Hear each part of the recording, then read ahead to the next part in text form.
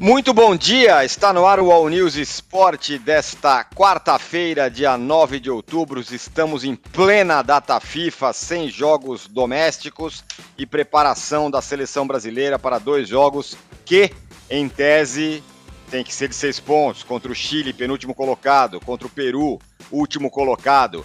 Mas a bola não está rolando, mas tem assunto sim do futebol doméstico, vamos dizer assim. Lá na CPI das bets, apareceu o empresário lá que falou que teve manipulação em jogo do Palmeiras, já teve gente enlouquecida falando que o Textor tem razão. O cara deu uma incendiada na CPI e vamos falar sobre isso.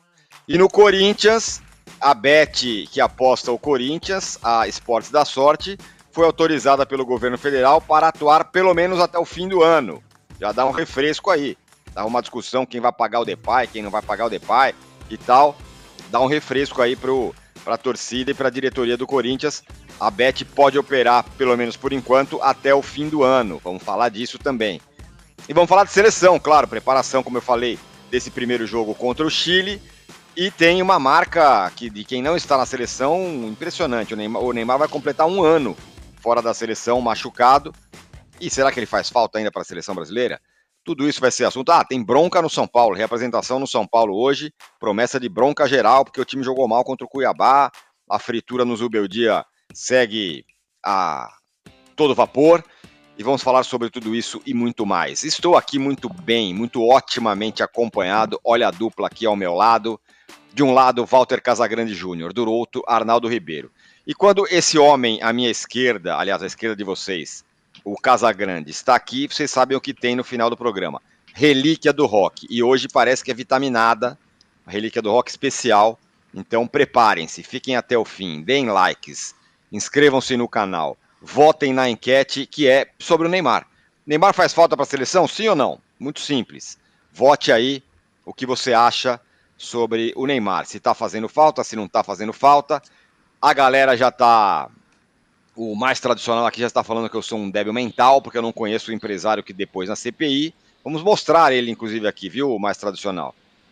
Você pode mandar o seu currículo também aqui pro UOL, se você quiser participar do programa, apresentar e tal. Vamos lá. Então vamos começar com essa história do empresário que falou coisas pesadas na CPI dos jogos. É o William Rogato. Ele é apontado no Ministério Público do Distrito Federal como chefe do esquema que usou o Santa Maria para esquema ilegal de apostas esportivas. Ele se auto-intitula o rei do rebaixamento. Ele diz que rebaixou 42 times e ganhou 300 milhões em apostas. Na CPI ele deu razão ao John Textor e disse que os jogos do Palmeiras foram manipulados. Vamos ouvir o que disse o William Rogato. Você botaria a mão no fogo por Palmeiras e São Paulo escancaradamente? Para você, Palmeiras e São Paulo participaram desse jogo sujo também? Minha opinião? Sim, é isso que eu quero.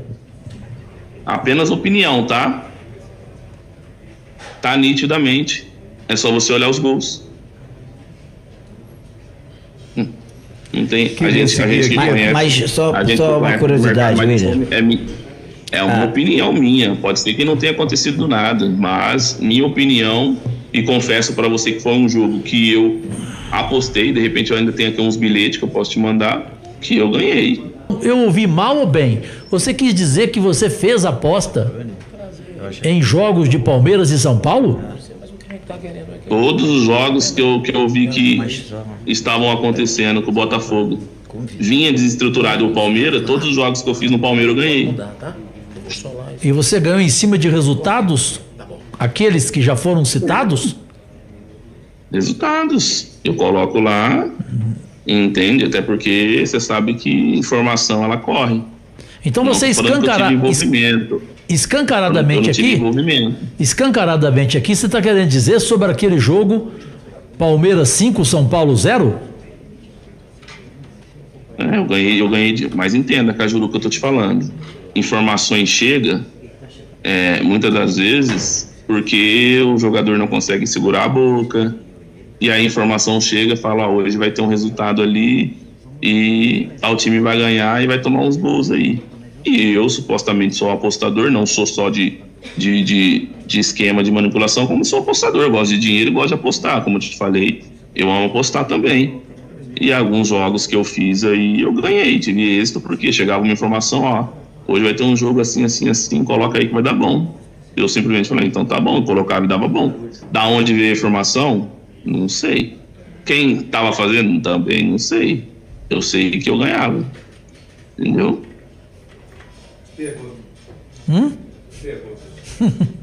Portinha.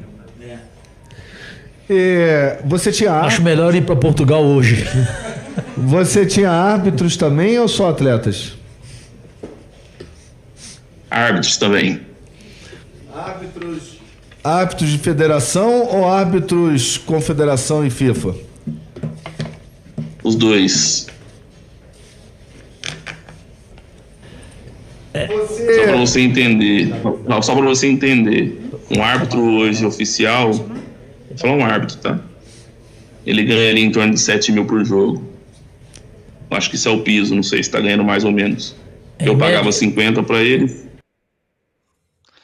Muito bem, tá aí o William Rogato falando sobre, e ele, daí também até eu, né? Começa lá, e aí, só minha opinião, eu acho que teve. E aí se transforma num negócio espetacular, mas eu queria ouvir vocês aí, né? Eu também pode falar, eu acho que teve, mas o cara não tem comprovação nenhuma. Fala aqui, não, eu só acho, é só minha opinião, porque eu ganhei, porque não sei o quê. Enfim, mas aí o negócio vira um circo grande, né? O Cajuru já dá aquela, vão para Portugal, você está dizendo que teve manipulação. Eu sempre tenho um pé atrás com essas questões, porque vai lá e falar que tem uma opinião é muito mole. O que mais me espanta é gastar tempo de deputado para ouvir o nosso glorioso William Rogato falar. Diz aí, Casão. Bom dia, Tirone, Arnaldo. Cara, primeira parte. Pensa os familiares desse cara. O cara vai na CPI, passa em todo lugar, todo mundo vendo, eu compro, eu sou manipulador, eu sou o rei do rebaixamento. Cara, tem moral, tem ética, existe moral, existe o orgulho, o respeito próprio de um cara falar isso dessa forma. Cara, eu fiquei impressionado, com a falta de vergonha de falar que é manipulador, de falar que compra jogo, que paga juiz, sabe, sorrindo, como se fosse uma profissão oficial, como se ele tivesse estudado, se formado para ser manipulador de resultado, para comprar árbitro, com todo o orgulho e todo o sorriso no rosto. Eu achei, assim, inacreditável, né? Inacreditável a falta de noção pelo tamanho do assunto, pelo tipo do assunto, pela gravidade do assunto. Isso é um ponto. Segundo ponto, cara, você pode falar, aqui no Brasil, depois que um candidato a prefeito expõe um laudo falso, assinado por um médico que já faleceu, para tentar desmoralizar, desqualificar, diminuir, né, um outro candidato, e não acontece nada, qualquer um pode abrir, ir na televisão e falar o que quiser, dizendo que é só opinião. Então eu vou dar a minha opinião, tá? A minha opinião. Para mim, eu acho que a parte do Palmeiras e do São Paulo, eu acho mentira. Eu acho que é conversa furada. Eu joguei futebol, eu joguei no São Paulo, joguei no Corinthians, né? Corinthians e São Paulo e Corinthians, Corinthians e Palmeiras, São Paulo e Palmeiras, São Paulo e Santos. Enfim, joguei. Cara, sabe quando jogadores de um time e de outro vão se vender para tomar uma goleada do adversário? Sabe quando vai acontecer isso? Na minha visão, minha opinião, tá? Que nem ele falou. A minha opinião, assim, para mim é nítido. Absurdo qualquer jogador de Palmeiras, de Corinthians e Santos, de São Paulo se vender para tomar uma goleada do rival, sabendo das consequências que existem, sendo que ganham muito bem. Não vale a pena um jogador num clássico desse se vender por causa de sei quantos milhões, se sabe que o resto da consequência disso é pesadíssimo. Eu não acredito, tá? Eu não acredito nesse cara. Como não acredito no Textor também. Já falei 1000 vezes. Inteligência artificial. Agora, por enquanto, não aconteceu nada de errado. Que o Botafogo está em primeiro. Tá 3 pontos à frente do Palmeiras. Vamos ver quando jogar Palmeiras e Botafogo. Se o Palmeiras ganhar, vai surgir inteligência artificial novamente? Meu, o Botafogo tem um timaço. Tô torcendo para que seja campeão, porque merece ser campeão. Gosto da história do Botafogo. Já falei 1000 vezes que, pô, eu adoro aquela foto que tem Gerson, que tem Rogério, Gerson, Roberto Miranda, Jairzinho e Paulo César. Uma linha que eu mais marcante na minha vida. Mas, cara, vamos falar a verdade. Prova. Para falar coisa grave, você tem que provar, cara. Não pode. É inadmissível uma pessoa ir numa CPI, não, que entrou por Skype, né? Fazer acusações desse tamanho sem uma prova, sem mostrar nada. Ele acusa jogadores do São Paulo, Palmeiras também, obviamente, está todo mundo envolvido, como ele falou. Ele acusa jogadores do São Paulo, ele acusa o clube São Paulo Futebol Clube, Sociedade Esportiva Palmeiras, sem mostrar uma prova. Sem mostrar uma prova.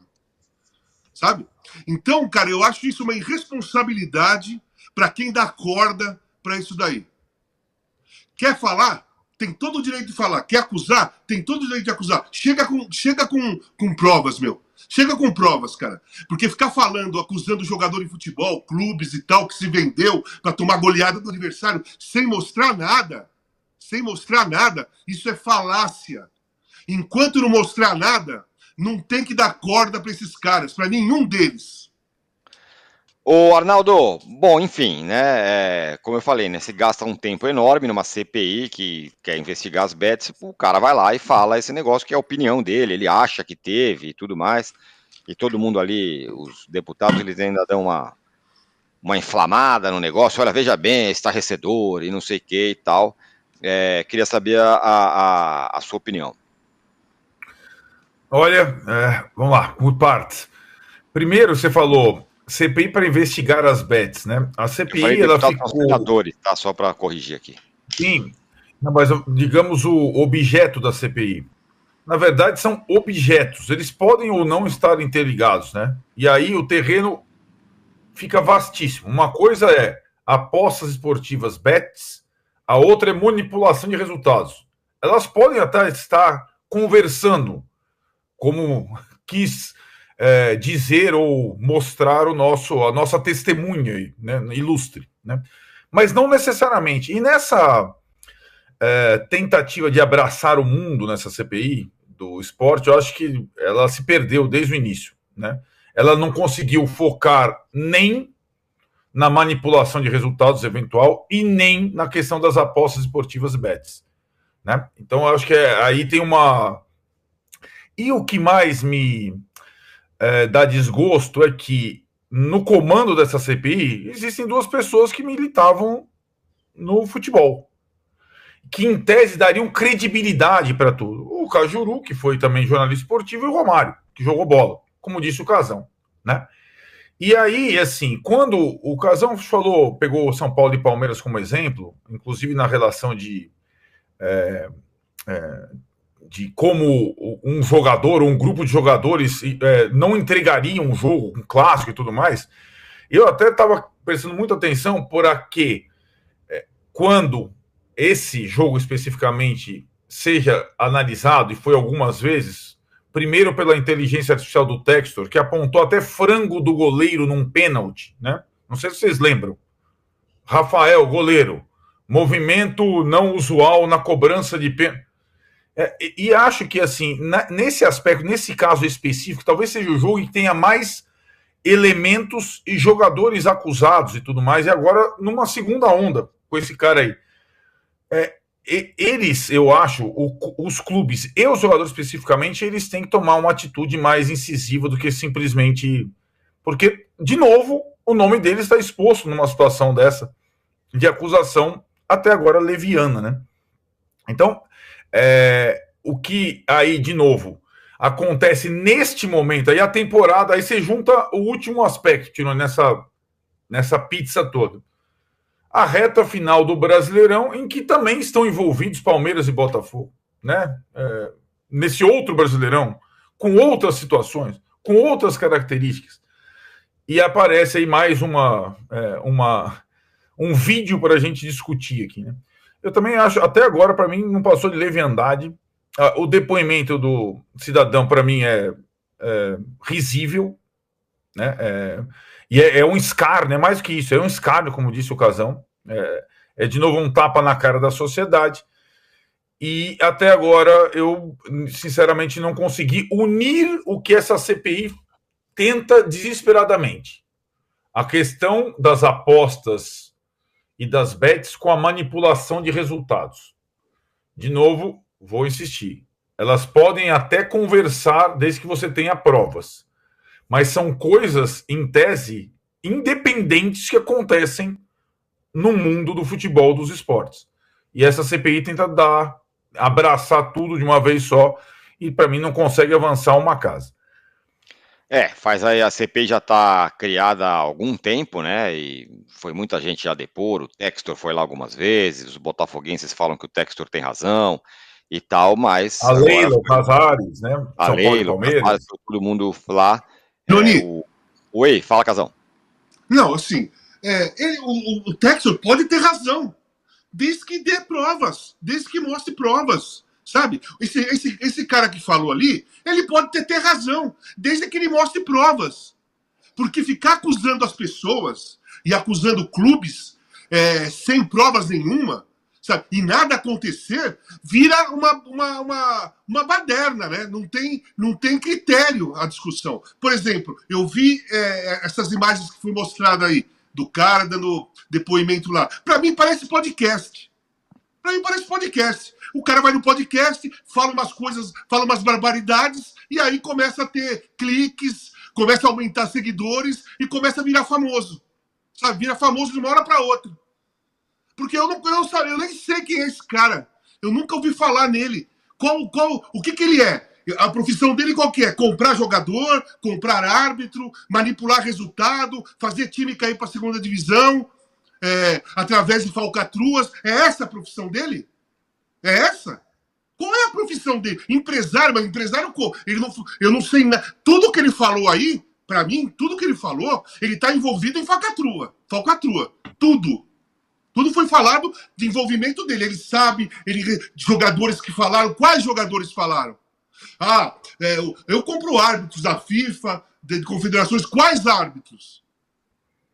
Ficar jogando conversa fora e ficar dando corda pra cara que quer ganhar clique, quer aparecer em sites, quer ter cortes, quer ganhar seguidores. Tá parecendo podcast. Sabe podcast? Quando você convida um cara para dar uma entrevista, para conversar com o cara, e do nada o cara sai falando coisas absurdas para ficar marcado, para ter um realce, para ter uma ênfase, para ter um destaque em alguma coisa, sabe? Não estou falando que todos os podcasts são assim, porque o meu não é assim. Eu vou e converso normalmente, eu não fico provocando a pessoa para falar coisas de impacto. Mas muitas vezes as pessoas são provocadas para falar e outras vezes falam porque quer. Nesse caso aí, é um depoimento. Mas depoimento de uma pessoa que não leva a nada. Nada. O William Rogato, ele se diz empresário e ex-dono de uma casa de apostas também, e também é conhecido como o rei do rebaixamento, como a gente falou que rebaixou 42 times e ganhou 300 milhões com apostas. Então essa é a profissão? Então se você for definir a profissão dele... Ele é apontado pelo Ministério Público do Distrito Federal. O rei do não rebaixamento é o Jair Ventura, que dirige times e os times dele não caem. O rei do acesso, rei do rebaixamento, ele derruba. O rei do rebaixamento é incrível, né? O rei do não rebaixamento é o Jair Ventura, e o rei do acesso era aquela turma toda lá que militava no futebol paulista, não sei de quando. Isso. E ele é apontado pelo Ministério Público do Distrito Federal como chefe de um esquema que usou o Santa Maria para um esquema ilegal de apostas esportivas. Esse é o cara que foi ouvido lá. Vamos combinar que não é exatamente, né, a pessoa mais ilibada. Não tem uma reputação tão ilibada assim, mas enfim, falou e causou esse sururu todo na CPI das bets e das apostas. Então, tá aí. Muito bem. Falando em bets, o governo fez uma atualização das bets aí, uma pequena atualização, e agora a bet do Corinthians, a Esportes da Sorte, ela tem uma autorização parcial. Ela pode atuar até o fim do ano no Rio de Janeiro, porque ela tem a autorização da Loterge, que é que controla as apostas no Rio de Janeiro. Ela tem esse controle sobre a Loterge. Não é no âmbito nacional, e o que interessa mesmo para o corintiano é se esse negócio vai ser liberado ou não, e o que vem por aí, né, Arnaldo? Inclusive com relação ao salário e o pagamento do Depay. Esse é o grande enrosco. É uma pequena modificação sobre o cenário que existia ontem. Agora ela pode atuar dentro do Rio de Janeiro, o que me parece estranho. Será que o Corinthians, quando jogar no Rio, vai com a camisa de Esportes da Sorte, quando não tiver, vai sem? É estranho, né? E assim, nessa seara, o Corinthians continua vivendo no fio da navalha que não sei se me surpreende, mas é o que me causa espécie, né? Lembrando, é a segunda patrocinadora do Corinthians que tem algum problema, e já tinha quando o Corinthians se associou a ela. Está sob investigação, agora está operando numa situação de liminar, num estado só. E o que me chama a atenção dessas parcerias que o Corinthians faz, nessa especificamente, foi o caso da contratação do Depay, que acho que simboliza esse acordo. Lembrando que quando o Corinthians decide fechar com o Depay, depois do fechamento da janela de transferências, que o Depay estava livre, já existia a investigação em cima dessa parceira. Já existia a possibilidade de ela não ter a licença aprovada. Já existia, e aí o Corinthians mesmo assim foi, como vai sempre nessa direção, para o all-in, né? Depois a gente vê. E, de novo, me parece um cenário muito frágil para o Corinthians, essa situação que vincula, por exemplo, além da receita mensal de patrocínio, o pagamento do seu jogador mais caro todos os meses via esse patrocinador. Fica um mundo encantado, como se fosse muito simples. O Corinthians, eu até li outras matérias, né? O Corinthians já está sondando outras bets, outras propostas, ouvindo caso essa parceria atual seja comprometida. Caso esse site de aposta não possa mais operar, caso ele seja bloqueado. Como se trocar de patrocinador, pagar multas, ficar com pendências fosse super tranquilo, né? E acho que é uma situação, de novo, que simboliza esse atual governo corintiano, que é um governo do tudo ou nada todos os dias, né? E vamos lembrar que por conta do primeiro patrocinador dessa gestão, existe uma investigação policial rolando paralelamente e um pedido de impeachment que está ali nos bastidores do Conselho Corintiano, que vai muito de acordo com os resultados do time em campo, né, Tino? Se o Corinthians está reagindo, como é que você fala? A CPI vai tomar um café, não é isso? Se o Corinthians está perdendo, a turma da CPI sai do café e volta para o Parque São Jorge. Então, é muito frágil esse equilíbrio todo em que o Corinthians se baseia para tocar a sua vida no dia a dia, né? A gente sabe que, independentemente do parceiro, o responsável final pelo pagamento de um jogador e seus acordos, seus contratos, é o clube de futebol. Quantas vezes a gente viu no próprio Corinthians, por exemplo, no ano passado, a questão do Paulinho, né? Que foi contratado, o patrocinador X vai pagar o Paulinho. A tal de Tausa lá, nunca ninguém viu. Sumiu, né? Matéria lá, foram bater na porta lá, não tinha ninguém. Então, assim, era uma gestão diferente, era um outro governo, mas aconteceu uma coisa muito parecida há pouco tempo no Corinthians. Mas não me surpreende, vendo a atuação dessa direção do Corinthians, essas apostas, falando de novo nesse termo, no escuro o tempo todo, como se não houvesse o amanhã, né? Talvez exista o amanhã até dezembro, ainda não é uma certeza,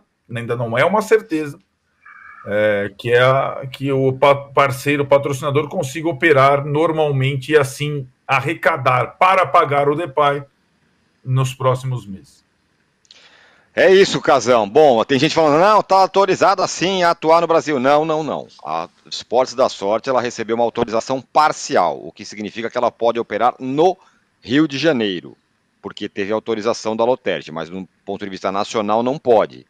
Eu não sei se o Depay vai receber só a parte do Rio de Janeiro, do salário dele, por conta disso, ou o que vai acontecer, mas isso é o que tá pegando no Corinthians, ô Casão.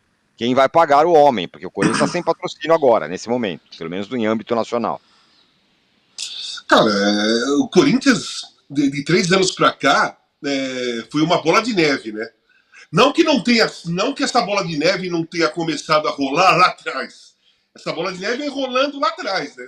Mas Campeonato Brasileiro, Libertadores, Mundial, Tripaulista, mais alguns brasileiros, isso aí vai ajudando a varrer a sujeira para baixo do tapete. Mas quando para de ganhar, essa sujeira sobe, o tapete some, e a sujeira fica muito visível. E a sujeirada que nós estamos vendo da gestão do Ilho para cá, ela é muito grande. Não dá para ter confiança em ninguém, não dá para acreditar em ninguém, não dá para ter firmeza em nada. Eu estou falando da administração, tá? O campo é outra coisa. Que não tá legal, o campo não tá legal. O Corinthians está na zona de rebaixamento. Um jogo a menos, jogo a mais que os outros, né? Não pode perder mais. Principalmente os confrontos diretos. A chance de cair é muito grande. Enfim, nós sabemos a situação do campo. Mas, como rendimento, o Ramon conseguiu fazer com que o time jogue melhor. Ele vem errando ultimamente. Então, isso é uma parte. Agora, a parte administrativa, gente, ela simplesmente não existe. Nada que essas pessoas estão fazendo, desde a época do Duílio, dá certo, é claro, tem transparência, sabe? Você olha e fala assim, pô, que legal. Não, você sempre olha e fala, será que é isso mesmo? Porque não dá para confiar. Tem, como o Arnaldo falou, que ele destacou, um processo de impeachment rolando, investigação policial rolando, dúvidas com o patrocinador rolando, né? E salário altíssimo, né? Do Depay, salário altíssimo do Coronado, não podemos esquecer. Não é porque o Memphis Depay chegou que o foco do salário alto é só o Memphis Depay. Não, tem o Coronado, que ganha 2 milhões por mês. Você tem o Pedro Raul, que o Corinthians gastou, sei lá, 5 milhões de dólares para trazer o Pedro Raul. Hoje ele é o 4º da posição dele. Né? Nem teve três jogos, ele nem foi relacionado para o jogo, e 3 ele foi do banco e não saiu do banco. E dinheiro gasto com a contratação, e dinheiro gasto todos os meses, que não é com certeza não é um salário baixinho que o Pedro Raul ganha. Né? Contratação do Domingos Palacios, né? Eu gosto de bater nessa tecla que ninguém fala, cara. Ninguém toca no assunto. O Domingos Palacios foi contratado com um problema de cartilagem no joelho. E mesmo assim foi autorizado a fazer contrato com o Corinthians. Quem autorizou? Quem fez o exame? Quem deu o aval para esse jogador ser contratado com problema de cartilagem? Ninguém fala, ninguém cobra, ninguém vai atrás, ninguém quer saber de nada. Mas isso é um caso gravíssimo, cara. Isso é tão grave quanto as dívidas, quanto os salários altíssimos, quanto as confusões de bets, de patrocinador e o processo de impeachment. Isso é tão grave quanto. Por que um jogador foi avaliado positivamente com problema de cartilagem no joelho? E não jogou uma partida inteira, já operou o joelho e não volta até agora. E nem sei se volta. Ninguém fala nada desse caso. Ninguém cita esse caso. Eu gosto de bater essa tecla todas as vezes que eu tenho possibilidade. Eu gosto de fazer as pessoas lembrarem que existe uma contratação com problema de cartilagem no joelho que foi avaliada positiva por alguém ou por alguns. Quanto dinheiro rolou nessa contratação de um jogador que não pode jogar? Quanto foi? Quanto ele ganha por mês? Quem foi o empresário que trouxe? Então, o pacote do Corinthians é muito grande, cara. Eu torço para que não caia. É a única coisa que eu posso torcer lá. Porque, esse Corinthians administrativo dos últimos 6 anos, 7 anos, cara, eu abomino tudo o que esses caras estão fazendo no Corinthians há muito tempo. Como eu falei, título varre poeira para baixo do tapete. Não tem título, o tapete some, a poeira fica nítida, clara, na nossa cara. E a poeira está aí e ninguém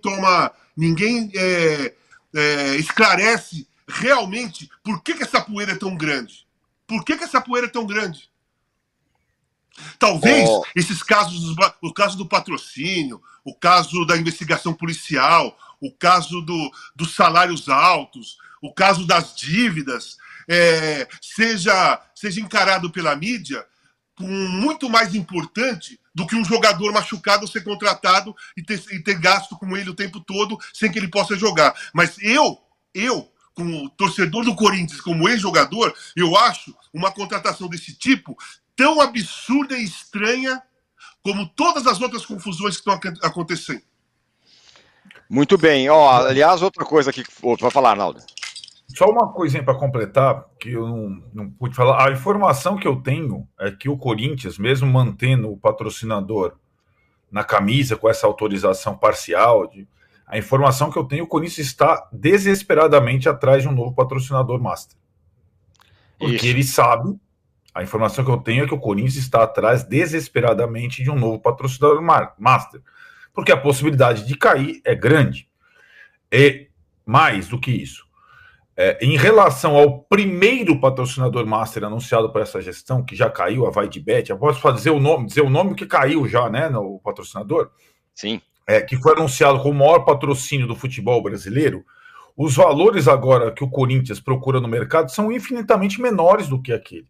Porque vai desvalorizando, vai caindo. Então aquele sonho, VaiDebet 120 milhões por ano, ou por mês, ou por diluídos por quanto... 120 milhões já está em outro patamar. Evidentemente, o Corinthians está procurando alternativas, porque sabe que isso pode parar de pingar a qualquer momento. É a tal da lei do mercado, né? Quando você precisa desesperadamente de dinheiro, você aceita o que tiver. O que alguém chegar lá e oferecer, pode dar aqui que eu quero. Desde que não derrube esse negócio, eu quero. Diferentemente da situação que o Corinthians estava antes. Não, temos aqui a maior torcida, então, portanto, vão ter o patrocínio maior do que todos, tal. Outra imagem que rodou por aí na internet desde ontem, Casão, é essa aí que a gente vai pôr na sua tela. Preste bastante atenção. Olha lá, hein? Ramon Dias com o presidente argentino, o Milei, ali, lado a lado, o técnico do Corinthians e o Milei, o atual presidente da Argentina, um cara de ultra-direita, né? De extrema-direita. Tá aí a dupla aí. Só uma coisinha. Talvez isso esclareça, porque o Maradona tinha bronca dele, né? No passado. Talvez isso é verdade, claro. Eles tinham uma rusga, né? Ninguém falava nada, não sai nada. Por que Maradona não gostava do Ramon Dias? Por que o Maradona não gostava do Ramon Dias? Talvez essa foto esclareça. Ramon Dias, portanto, ali posando ao lado do presidente argentino, o Milei. Muito bem. E tem mais tretas no Corinthians, né? Porque ele tem uma história aí que a Justiça de São Paulo determinou o bloqueio de 28 milhões das contas bancárias do clube, como se já não tivessem devidamente delapidadas, para pagar uma dívida com o empresário Carlos Leite, que ele representa o Fagner e o Cássio. Parte da dívida é para quitar compromisso com a gente durante o processo de renovação dos 2 jogadores do clube. O Cássio nem tá mais no Corinthians, mas o Fagner continua lá. Então 28 milhões foram bloqueados ali das contas do Corinthians. Mais um, né? Esse negócio acontece todo dia, né? Todo dia tem um bloqueio novo aí acontecendo, Arnaldo. O presidente do Corinthians, numa dessas inúmeras entrevistas dele, contou a história dos boletos, né? Tenho não sei quantos boletos por dia chegam aqui, eu escolho 2 para pagar e coloco o resto debaixo do tapete do Casão, né, Casão?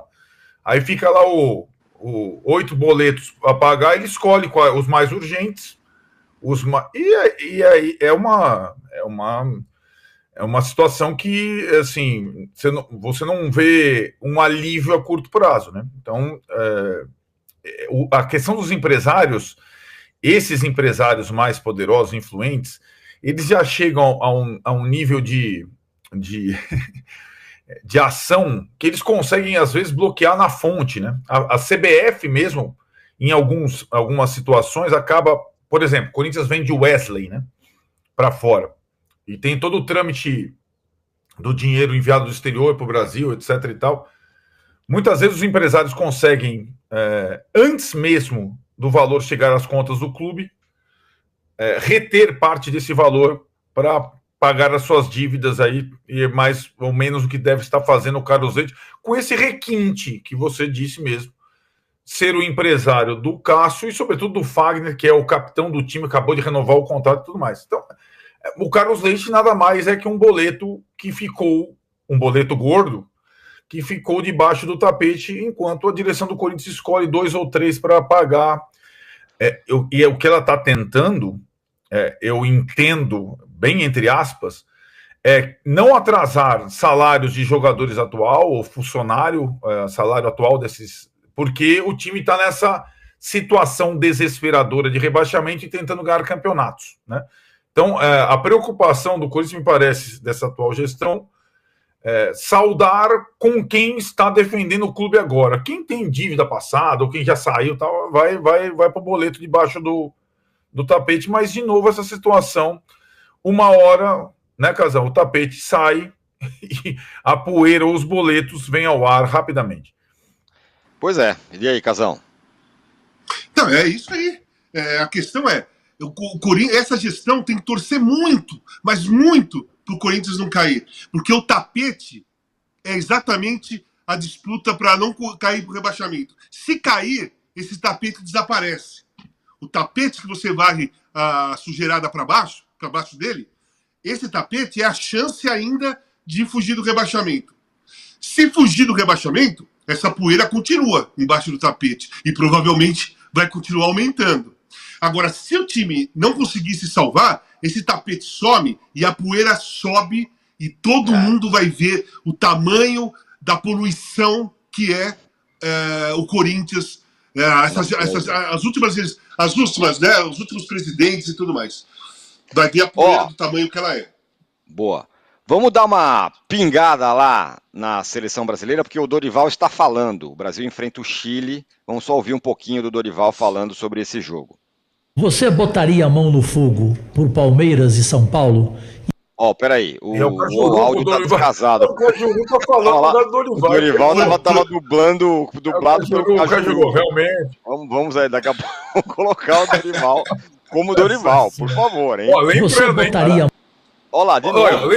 Lembrando, só um negócio. O Dorival era técnico do São Paulo, lá, acusado do São Paulo contra o Palmeiras, né? Então, de repente, tá lá o Cajuru fazendo uma pergunta ao vivo pro Dorival lá. Vamos lá, calma aí. Cadê você? A gente vai ajeitar esse... Olha lá. Agora vai. Em relação a essa questão, a entrada do Igor Jesus Dorival. tem a ver com a ideia de ter um centroavante mais fixo, tentar trazer aquela ideia inicial da data FIFA de setembro, do lado ou é um recálculo de rota. A tua ideia é ter um centroavante de fato com essas características. Pergunta curta também, hein, do repórter. Lá. Nunca deixou de ser, desde a agora tá sem som. Ainda que na primeira convocação... Temos problemas aqui, vamos deixar daqui a pouco a gente põe. E aí buscarmos aproveitar aquilo que nós tínhamos de melhor e que vinha acontecendo na equipe do Real, que eram o movimento do Rodrigo e do Vini jogando praticamente entre lá. A gente não tá ouvindo. Então, daqui a pouco a gente... Eu tô mudo também? Não, agora não. Voltou. Enfim, daqui a pouco a gente põe o Dorival de volta. E tem uma outra denúncia no Corinthians, um desvio do sócio-torcedor, só para deixar, só para registrar. A Lívia Camilo publicou ontem aqui no UOL que a denúncia de desvio de ingresso do sócio-torcedor do Corinthians, hoje ela traz a informação de que o presidente do Conselho Deliberativo do clube, o Romeu Tuma Júnior, está tentando levar a denúncia para o Ministério Público, para você ver a que ponto chegamos na situação... Presidente, a situação do Corinthians. A gente tem o Dorival falando lá, a gente vai tentar ajeitar o áudio aqui para ouvir um pouquinho ele, Mas ontem eu vou confessar que não tá até na pauta, mas agora eu me lembrei, me chamou a atenção uma coisa, eu queria ouvir vocês dois, Casão, sobretudo, que jogou na seleção. O Savinho deu entrevista ontem, aí ele foi perguntado sobre o jogo contra... O Equador, né? O Equador, né? Equador e Paraguai. E aí ele falou, olha, muito tarde, não assisti, não sei não. Pô, não dá pra tirar uma horinha pra assistir um pouquinho o jogo? Não dá pra se interessar um pouquinho mais? Cara, a gente se interessa porque nós somos obrigados. Vamos falar a verdade? A gente é obrigado. No outro dia tem debate, ou quero escrever um texto sobre o jogo e tal. Mas entre um belo filme e o jogo da seleção atualmente, se eu não tenho compromisso com esse jogo, eu escolho um belo filme. No caso do Savinho, cara, vamos lá, ele não foi convocado, então ele treina, certo? Vamos analisar o lado profissional do cara. O cara treina. E provavelmente deveria ter treino no outro dia de manhã. Eu não vejo mal nenhum nisso. Sabe? Se o cara não se interessou, e também tem o lado, vamos ver o lado da bronca, né? Ele não foi convocado. Aí o cara fica com bronca também. Não quer nem assistir para não ficar ansioso, para não ficar revoltado de não estar lá na seleção brasileira participando. Então tem diversos detalhes ali. Agora, vamos falar a verdade. Ele teve personalidade de falar. Ele tinha várias alternativas para mentir. Concorda? Sim. Tinha várias alternativas para mentir. Como talvez 99% dos jogadores, se tivessem feito essa pergunta para eles iam falar, não, assistir, precisa melhorar, ou qualquer coisa, porque você vê as reportagens, é simples. Você vai na linha do que está se falando publicamente. Agora, o Savinho não. Ele teve personalidade de falar, gente, eu não vi o jogo, é muito tarde. Cara, assim, tem dois lados da moeda. Eu achei de uma honestidade ímpar. Vamos ouvir o Dorival, agora ajeitou o nosso som aí, vamos ouvir um pouco.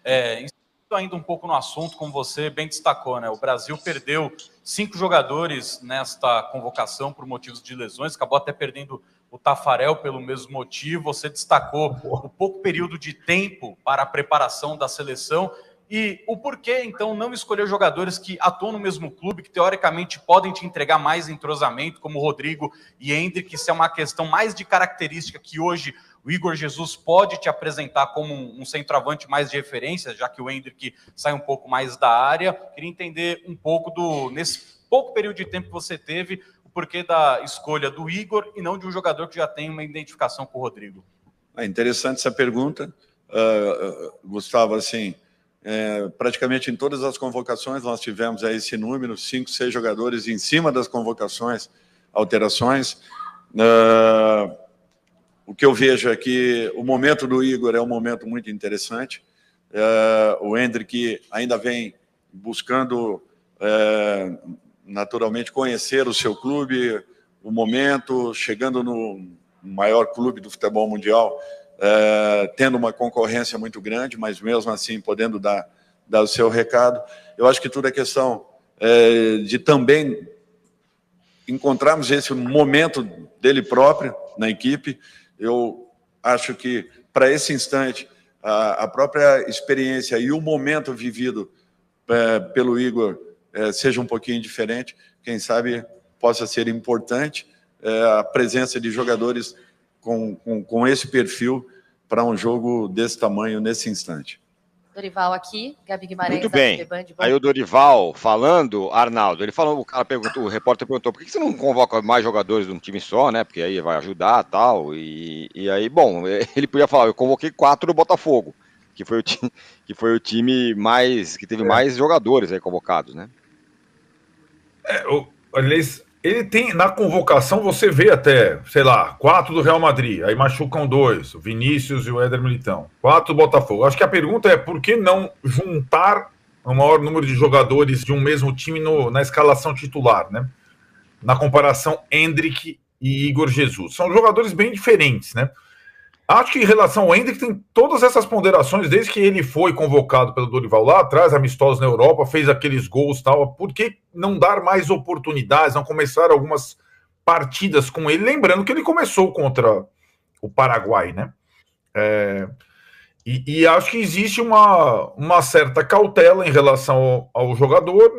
Eu acho que ele ainda é um jogador jovem, está se firmando, mas a gente fica, e muita gente fica, enquanto ele era jogador do Palmeiras, existia uma discussão maior, mas assim, a partir do momento que ele vai jogar, como disse o Dorival, no maior clube do mundo, e passa a ser uma espécie de 12º jogador, agora com o Mbappé machucado ele tem jogado mais como titular. Pô, se o cara é titular do Real Madrid, ele tem que jogar na seleção brasileira, ainda mais pelo nível atual da seleção brasileira. O que me parece, Tironi, Igor Jesus e Endrick à parte, é que o Dorival ainda está procurando uma formação que lhe dê... O Dorival é um técnico que, curiosamente, nos times em que ele dirige, ele rapidamente consegue colocar o carro num rumo, adotando um sistema e insistindo basicamente numa mesma escalação. Foi assim no Flamengo, foi assim no São Paulo. Na seleção parecia o início ser assim, mas alguma coisa não funcionou nesse processo. Então eu vejo mais do que a questão do centroavante, que o Brasil, Casão sabe muito mais do que eu, tem dificuldades há algum tempo, a questão da parte criativa do time, do meio de campo, do ataque e tal, né? E dessa vez, pelo indício, ele vai, em vez de colocar lá o triângulo que ele tanto gosta no meio, escalar a seleção com um volante, o André, o Paquetá mais atrás, e aí um trio atrás do centroavante, o Igor Jesus. E aí que tá, para mim, aí que eu ia te falar, falei com você um pouco antes do programa. Isso. Neste trio tem uma novidade, que poderia já ter sido testada antes. O Rafinha do Barcelona é um dos queimados pelas derrotas nas Copas, certo? Um daqueles jogadores que ficou tão em evidência. Ele foi responsável por um ótimo período da seleção do Tite pré-Copa. Na Copa não foi bem e ficou lá marcado com aqueles ferros de marcar boi, né? Esse fracassou na Copa. Porém, nesta temporada, com outro treinador jogando numa outra posição, ele é o melhor jogador da Liga Espanhola nesse momento. Melhor que o Endrick, melhor que o Vinícius, melhor que o Éder Militão. Jogando como camisa 10, atrás do centroavante. Uma posição em que o Brasil não tem ninguém firme no momento, desde que o Neymar se machucou, o Rodrigo oscila, o Paquetá foi ali, e nessa posição vai jogar o Rafinha dessa vez. O Savinho citado vai jogar numa ponta, e na outra ponta, com mais liberdade, o Rodrigo. Esse será o trio. Rodrigo, Rafinha, Savinho. E o Rafinha, na última convocação, ele nem apareceu. E eu questionei a comissão técnica da seleção. Vocês estão vendo o Rafinha jogar nessa nova posição no Barcelona? Ele já era o melhor jogador do início do espanhol, fazendo vários gols, inclusive, e tudo mais. O Barcelona joga com o Yamal de um lado, o Del Olmo do outro lado, e o Rafinha de 10 atrás do Lewandowski, que é assim que joga o Rafinha hoje como destaque. A justificativa para a não convocação do Rafinha foi: ele está suspenso da primeira partida contra o Equador em casa. E eu fiz a segunda pergunta: mas ele não seria, nessa escassez completa, uma opção melhor que o Lucas Moura para ser convocado para a segunda partida no Paraguai, que é a mais difícil? E aí silêncio do outro lado da linha, né? Acho que a situação e essa convocação do Rafinha nessa posição é tardia. Vale a pena observá-lo. O cara está indo muito bem nessa posição. E acho que ele seria bem útil contra o Paraguai. Eu vou te dizer, viu, cara? Daquele desastre que aconteceu lá em Assunção. Agora, a minha grande expectativa é ver se o Rafinha consegue transportar. Isso é um desafio para qualquer jogador hoje da seleção brasileira, né? Eu sei disso. Transportar o mínimo que ele está jogando no Barcelona para a seleção brasileira a partir desse jogo no Chile. Tá vendo? Então, informação relevante aí, a nova questão envolvendo o Rafinha nesse jogo já contra o Chile, trazida aí pelo Arnaldo. Agora, Casão, a nossa enquete aqui pergunta sobre um cara que não está na seleção há muito tempo, o Neymar. E se ele faz falta para a seleção? Sim, a galera diz aqui, 52%, não 48%. Faz ou não faz? Em resumo, você fala se faz ou não faz, E, por favor, já entregue a sua relíquia do rock, que todos estamos atentos. Cara, eu acho muito estranho reportagens falando que o Neymar, falta o Neymar, não falta o Neymar, quando o Neymar vai ser convocado, se vai ser convocado. O cara não joga há 1 ano. Ele ainda não foi inscrito no Campeonato Árabe.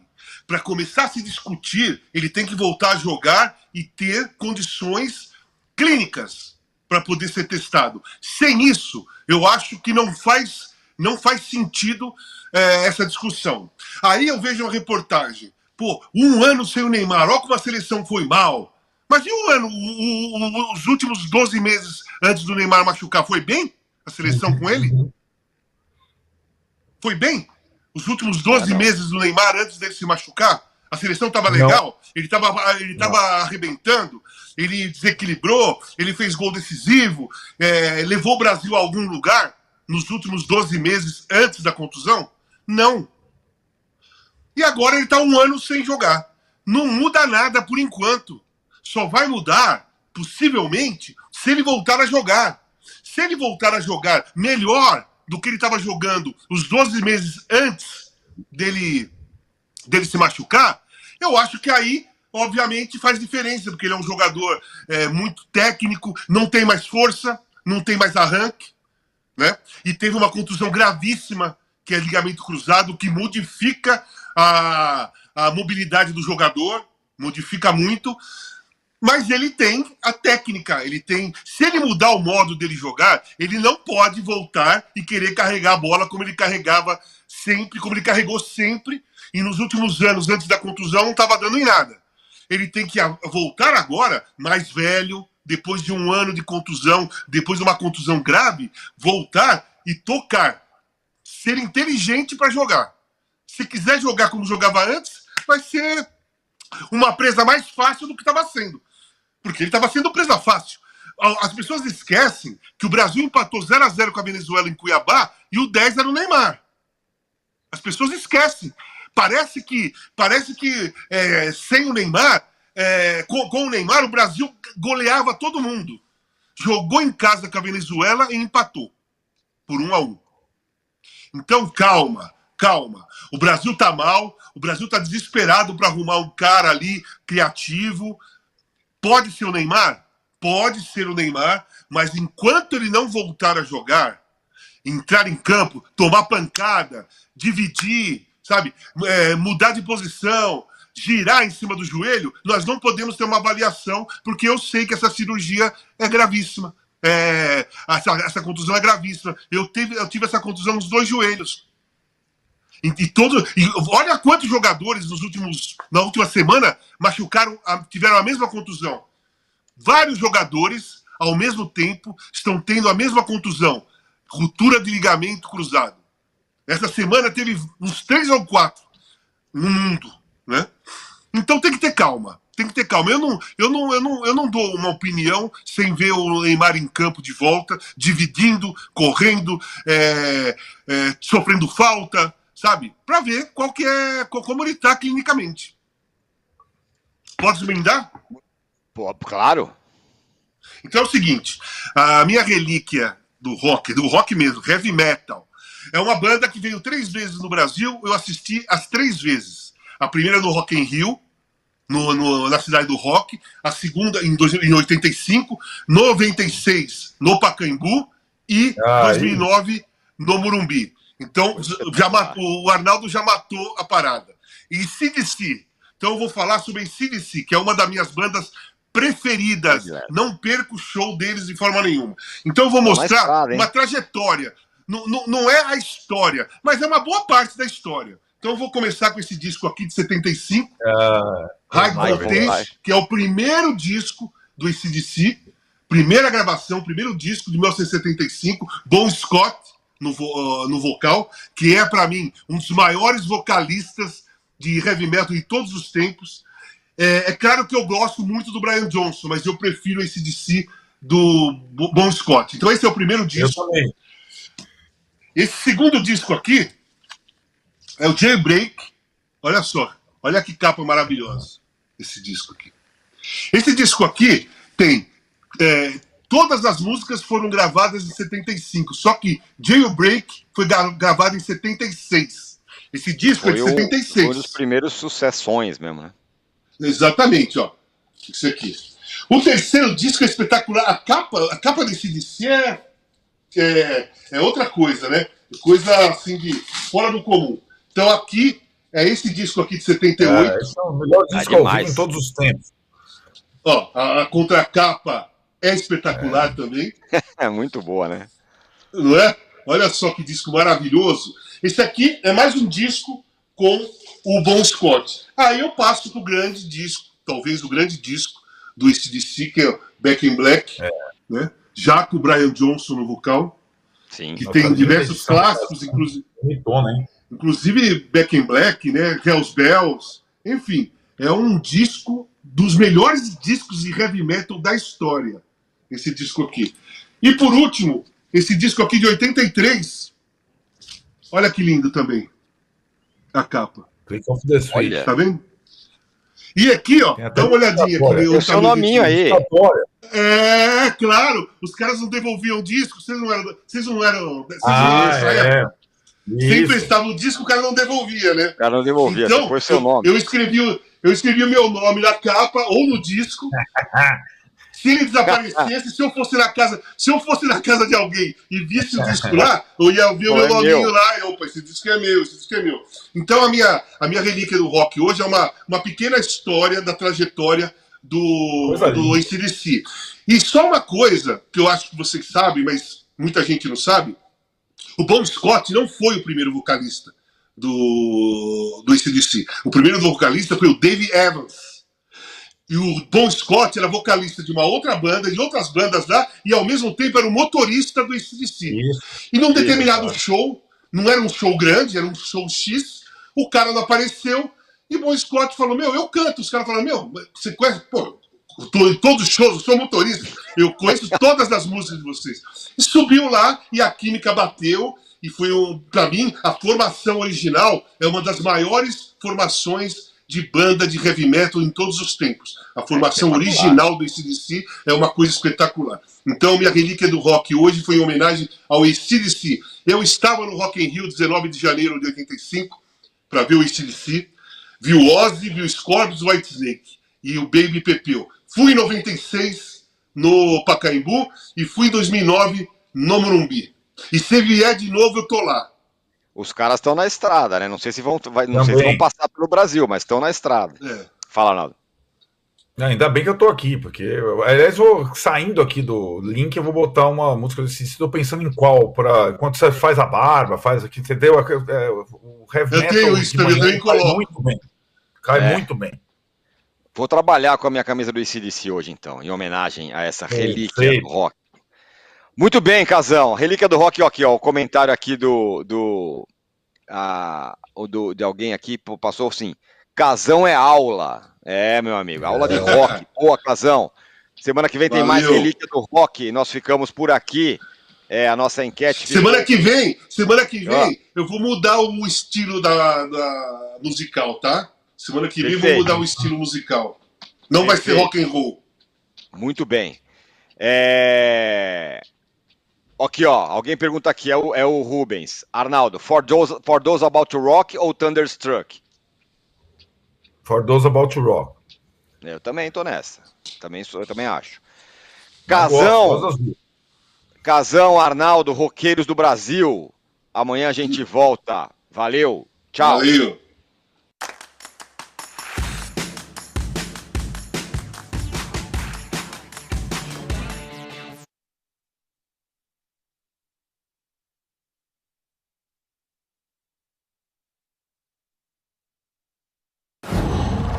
Qual?